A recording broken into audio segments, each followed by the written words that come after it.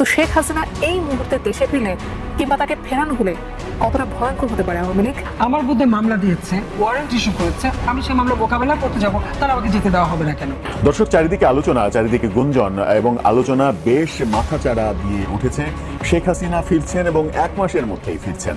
এই আলোচনাটাকে উস্কে দিয়েছেন মূলত আওয়ামী লীগের সাধারণ সম্পাদক ওবায়দুল কাদের। ডক্টর ইউনূসকে এই মব শাসনটাকে ফিরে আসতে হবে। তিনি যে সমন্বয়কদেরকে একচ্ছত্র আধিপত্য লুটপাটের সুযোগ দিয়েছেন, এইটা আমাদের জুলাই ঐক্য নষ্ট করেছে। যে ডক্টর ইউনূস এনসিপির হয়ে কাজ করতেছে, সচিবালয়ে কিছু সমন্বয়কে বসায় দিয়ে সচিবালয়কে বাজার বানায় দিল। এটা তো একটা প্রাথমিক 9 মাসের পরীক্ষায় আমরা দেখলাম। ঘটনা প্রকৃতপক্ষে ঘটেই গেল। সমন্বয়ক আব্দুল হান্নান মাসুদের মোটরসাইকেলের যে বহর ছিল সেখানে সন্ত্রাসী হামলার অভিযোগ উঠেছে। তবে ঘটনা কে ঘটাইছে, আওয়ামী লীগ, বিএনপি নাকি কাছের কেউই? আজ থেকে 4 মাস আগে তাদের কি ক্রেজ ছিল, এখন তারা পোস্ত দূরের কথা রাস্তায় এসে দাঁড়াইলে অর্গানিক 100 লোক পায় না। এই যে তোমাদের সাথে 100 লোক নাই, এটা তো আমাদের জন্য আনন্দদায়ক না, এটা দুঃখ। জুলাই হেরে যাচ্ছে। এনসিপির 3টে অপরাধ। নাম্বার 1, সে জুলাইকে কুক্ষিগত করেছে। ঠিক 71-এ মুক্তিযুদ্ধ যেভাবে আওয়ামী লীগ কুক্ষিগত করেছে, এনসিপি জুলাইকে কুক্ষিগত করেছে। মুক্তিযুদ্ধ করেছে সবাই, আপামর, কৃষক, শ্রমিক, জনতা, জনযুদ্ধ। আওয়ামী লীগ এসে বললো আমি যুদ্ধের মালিক, সাথে দিল্লি সংবিধান লিখে দিল দিল্লি, এখানে আর একটা বাকশাল কায়েম করে এটা আওয়ামী লীগের গঠনতন্ত্র তারা বানাই ফেললো। জুলাইকে কুক্ষিগত তারা করেছে। এই জুলাইকে কুক্ষিগত করার কারণে তারা দ্বিতীয় যে কাজটা করেছে, অনেকেই তারা দুর্নীতিগ্রস্ত হয়েছে। দেখেন, আমাদের কলিজা ছিঁড়ে যায় এই কথাটা বলতে। আজ থেকে 10 মাস আগে যেই ছেলেটা দেখেছি সারা গায়ে আঘাতের চিহ্ন জুলাইয়ের আন্দোলন করতে গিয়া, সেই সব ছেলে মেয়ে মাত্র 8-10 মাসের মধ্যে কিভাবে কোটি টাকার মালিক হইতে পারে, এই চিন্তা আমাদেরও ঘুম আসে না। আরে ভাই মাহফুজ আলম, তুমি এক মাহফুজ আলমের চেয়ে জগন্নাথ বিশ্ববিদ্যালয়ে তোমার চেয়ে আরো অনেক যোগ্য ছেলে মেয়েরা আছে, যাদেরকে উপদেষ্টা বানাই দিলে তোমার চেয়ে অনেক ভালো তথ্য মন্ত্রণালয় চালাতে পারবে। শেখ হাসিনা এই স্টাইলে বাংলাদেশ নতুন কেউ চালাতে পারবে না, সেটা যেই হোক, মাহফুজ আলম হোক আর নতুন কোন রাজনৈতিক দলের নতুন কোন নেতাই হোক। এখনো বাংলাদেশের এই অবস্থা, বাংলাদেশে একটা অভ্যুত্থান হতে হয়েছে এবং যেই ধারা আবারও শুরু হয়েছে, আগামীতে এটার প্রয়োজনীয়তা আবারও আসতে পারে। আমার বিরুদ্ধে মামলা দিয়েছে, ওয়ারেন্ট ইস্যু করেছে, আমি সেই মামলা মোকাবেলা করতে যাব, তাহলে আমাকে যেতে দেওয়া হবে না কেন? ওদের বোধহয় ধারণা ছিল যে মামলা টামলা দিলে বোধহয় আমি ভয় আর দেশে আসবো না। তার মানে না, আমি দেশে যাব এবং আমি কোর্টে আমি মামলা ফেস করব, আমি মামলা মোকাবেলা করব।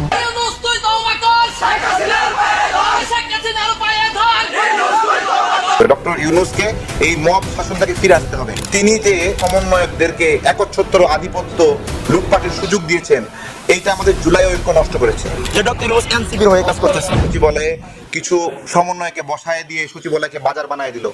এটা তো একটা প্রাথমিক 9 মাসের পরীক্ষায় আমরা দেখলাম যে সচিবালয় কেন্দ্রিক কি অরাজকতা তৈরি করেছে, জেলা প্রশাসক কেন্দ্রিক কি অরাজকতা তৈরি করেছে, গরুর হাট ইজরা, বাজার নিয়ন্ত্রণ, বিভিন্ন কিছুতে কি অরাজকতা করেছে, এটা আমরা সবই দেখেছি। এটা একটা লিটমাস এক্সামিনেশন হয়েছে ডক্টর ইউনূসের জন্য। এই লিটমাস এক্সামিনেশনে ডক্টর ইউনূস ফেল করেছে। লিটমাস এক্সামিনেশন বোঝেন? লিটমাস দিয়ে খার এবং এসিড পরীক্ষা করা হয়। তো আমরা একটু লিটমাস কাগজ দিয়ে দেখলাম যে ডক্টর ইউনূস আসলে কি, আমরা দেখলাম সেই লিটমাস এক্সামিনেশনে ডক্টর ইউনূস পাস করেন নাই। এই যে কতদিন সময় পেয়েছে উনি? 9 মাস 10 মাস। 3টা ইন্টারিম সরকারের সময় পেয়েছে। এই 3 ইন্টারিম সরকারে 3টা তত্ত্বাবধায়ক সরকার বিগত সময়ে যা যা বাস্তবায়ন করেছে তাই হয়েছে। যখনই তত্ত্বাবধায়ক সরকার এসেছে, দেশের মানুষ শান্তিতে ঘুমাইছে, কিন্তু এখনও চলছে মব। আমি আপনাদের কাছে একটা কথা বলি, গণ অভ্যুত্থানের সময় আমরা মারামারি করছি আওয়ামী লীগের সাথে, নাকি যুদ্ধ করছি। গণ অভ্যুত্থানের পরে আজকে 10 মাস পরেও আওয়ামী লীগের একটা কর্মী তার বাড়িতে গিয়ে এইভাবে মব সৃষ্টি করা, তার টাকা পয়সা ছিনতাই নেওয়ার যে একটা অপচেষ্টা, এইটাকে সভ্যতা এবং বর্বরতা বলে? সভ্যতা বলে না বর্বরতা? এটা বলেন, এটা কি উচিত নাকি? আমাদের কি বলে, গতকালকে ওই যে জাতীয় পার্টির জিএম কাদেরের বাড়িতে হামলা হচ্ছে, মব হচ্ছে। আপনাদের কাছে একটা প্রশ্ন করি, জিএম কাদেরের বাড়িতে হামলা করেছে নৈতিক জায়গা থেকে নাকি লুটপাট করার জন্য, ডাকাতি করার জন্য? বলেন তো, জাস্ট উদ্দেশ্যটা বলেন। যে তার বাড়িতে টাকা আছে, টাকাগুলো নিতে হবে, এছাড়া কোনো উদ্দেশ্য আছে? বলেন, এছাড়া কোনো উদ্দেশ্য নাই। যেখানেই মব হচ্ছে এর পেছনে অর্থনৈতিক কারণ রয়েছে। গুলশানে 3 কোটি টাকার জন্য এইচটি ইমামের সাবেক পুত্রবধূ যে ডিভোর্স দিয়েছে, তার বাড়িতে গিয়ে হামলা করেছে।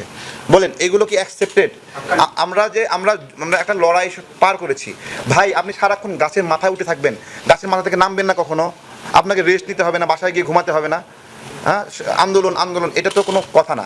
এই মবের বিরুদ্ধে আমাদের অবস্থান নিতে হবে। ডক্টর ইউনূসকে এই মব শাসনটাকে ফিরে আসতে হবে। তিনি যে তার সমন্বয়কদেরকে একচ্ছত্র আধিপত্য লুটপাটের সুযোগ দিয়েছেন, এইটা আমাদের জুলাই ঐক্য নষ্ট করেছে। এবং আমরা যারা রাজনৈতিক কর্মী আমাদের মনে লোভ সঞ্চার করেছেন, লোভে সঞ্চার হয়েছে। উনি নিজেও নিয়েছেন, সমন্বয়কদেরকেও খাওয়ার একবারে পুরা মানে মেখে মাখামাখি। যে কোনো সময় একটা বড় ধরনের ঘটনা ঘটতে পারে এটা আশঙ্কা ছিল, কিন্তু ঘটনা প্রকৃতপক্ষে ঘটেই গেল।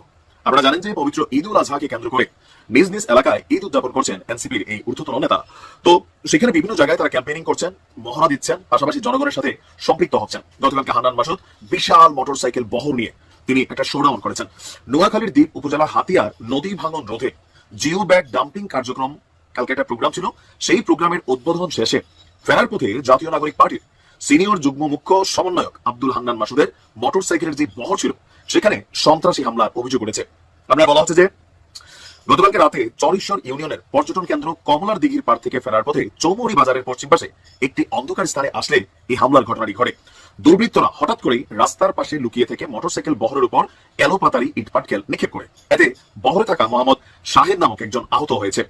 ঘটনার সময় আশপাশে নিকশ কালো অন্ধকার থাকায় দুর্বৃত্তরা হামলার সুযোগ পায়। এর আগে চৌমুহনী খাদ্য গুদামের সামনে একই ধরনের হামলার শিকার হয়েছিল হান্নান মাসুদের প্রতিনিধিরা। এমন হামলার ঘটনায় স্থানীয়দের মধ্যে উদ্বেগ উৎকণ্ঠা বেড়েছে। এনসিপির যিনি স্থানীয় প্রতিনিধি আছেন তিনি বলছেন মোটরসাইকেলটিতে 3 জন ছিলেন, শাহেদ, হাসান, সোহেল। তো এর মধ্যে সবচেয়ে বেশি আঘাতপ্রাপ্ত হয়েছে আপনার শাহেদ। আর এই হামলার পেছনে রাজনৈতিক প্রতিহিংসা থাকতে পারে বলেও তিনি জানিয়েছেন। এখন হান্নান মাসুদের বক্তব্যকে কারা এই হামলা করছে, তার বক্তব্য আমাদের উন্নয়নমূলক কার্যক্রম এবং রাজনৈতিক অবস্থান অনেকের গাত্রদাহের কারণ হয়ে দাঁড়িয়েছে। প্রশাসনের কাছে দাবি দ্রুত তাদেরকে গ্রেপ্তার করতে হবে। আর ওসি সাহেব বলছেন যে বিষয়টি জানা নাই, জানা থাকলে বা অভিযোগ পেলে তারা ব্যবস্থা গ্রহণ করবে। তো এরকম ঘটনায় হান্নান মাসুদের যে মোটরসাইকেল এটা ওভারপাস হওয়ার পরে মাঝখানে যারা ছিল তাদের উপরে হামলাটা হয়েছে। একটা ইট হান্নান মাসুদের মাথায়ও পড়তে পারতো। এর আগে কিন্তু আঘাতপ্রাপ্ত হয়েছেন, ব্যান্ডেজ নিয়ে তিনি হাতিয়াতেই এই সহ সম্ভবত 2বার তিনি হামলার শিকার হলেন। অল্পের জন্য বাইচাই গেছেন আমরা বলতে পারি, কারণ তাদেরকে টার্গেট করে যদি কখনো কোনো অভিযান হয় সেটা খুবই খারাপ পরিণতি আনবে। তো ওই যে হান্নান মাসুদ কথা বলছিল যে আমার নিরাপত্তা একটা ইস্যু আছে, এই জন্য এর আগের বার যখন তিনি হাতিয়াতে শোডাউন করছেন বা গেছেন তখন তিনি জামাত নেতার থেকে প্রাপ্ত একটা গাড়ি ব্যবহার করতেন। তখন তিনি কিন্তু বলছিলেন যে ভাই আমার নিরাপত্তা ইস্যু একটা বিষয় আছে, সেই জন্য আমরা গাড়ি ব্যবহার করি। তো আজকে মোটরসাইকেলে হামলার পর সেই বক্তব্য আবারও আসছে, হান্নান মাসুদের গাড়ি দরকার, তবে বুলেট প্রুফ হলে মনে হয়, বা ইট প্রুফ। বুলেট প্রুফ গাড়িও কিন্তু ইট প্রুফ, আতলা দিয়া ঢিল মারলে গাড়ির গ্লাস টাস ভাঙবে না ওইরকম, কারণ তারা জাতীয় জীবনে খুবই বড় একটা ভূমিকায় মনে চলে গেছে। তবে ঘটনা কে ঘটাইছে, আওয়ামী লীগ, বিএনপি নাকি কাছের কেউই? হঠাৎ করে কি এমন হলো, কি এমন ঘটনা ঘটলো, কি এমন জরুরি অবস্থার জন্ম নিল যে পুলিশ এত বেশি সতর্ক অবস্থান করতে শুরু করলো? যদিও এটা নতুন নয়, তারপরেও প্রশ্নটা আসে। কেবল ঈদ শুরু হলো, ঈদের পরদিনই পুলিশের তরফ থেকে কেন একটা বিশেষ প্রজ্ঞাপন জারি করতে হলো, এবং যে প্রজ্ঞাপন এর আগে একাধিকবার জারি করা হয়েছে সেই একই প্রজ্ঞাপন, আইন শৃঙ্খলা বিষয়ক সভা সমাবেশ মিটিং মিছিল নিষিদ্ধ করার প্রজ্ঞাপন কেন জারি করতে হলো, এবং সেটা 9 তারিখ থেকে গতকালকে থেকে কার্যকর হয়েছে, যেদিন কিনা প্রধান উপদেষ্টা ইংল্যান্ড সফরে যাচ্ছেন কয়েকদিনের জন্য। সেরকম মুহূর্তে প্রধান উপদেষ্টার বাসার এলাকা জুড়ে চতুর্দিকে বিশাল একটা এলাকা জুড়ে সভা সমাবেশ নিষিদ্ধ করার ঘটনাটা কেন পুলিশ আবার ঘটালো, এই প্রশ্নটা একটা বড় জিজ্ঞাসাবোধক চিহ্ন তৈরি করেছে। এবং বড় প্রশ্ন তৈরি করেছে এই কারণেই যে পুলিশ কি অনুমান করছে, কি গোয়েন্দা রিপোর্ট এসেছে, নতুন করে কি পরিস্থিতি অন্যরকম কিংবা পরিস্থিতি পাল্টে যাওয়ার মতো কোনো গোয়েন্দা রিপোর্ট তাদের হাতে এসেছে? যমুনা আবার গরম হয়ে যাওয়া, যমুনা গরম করতে পারে কেউ এরকম গোয়েন্দা রিপোর্ট তাদের হাতে কি এসেছে? তাহলে কারা তারা?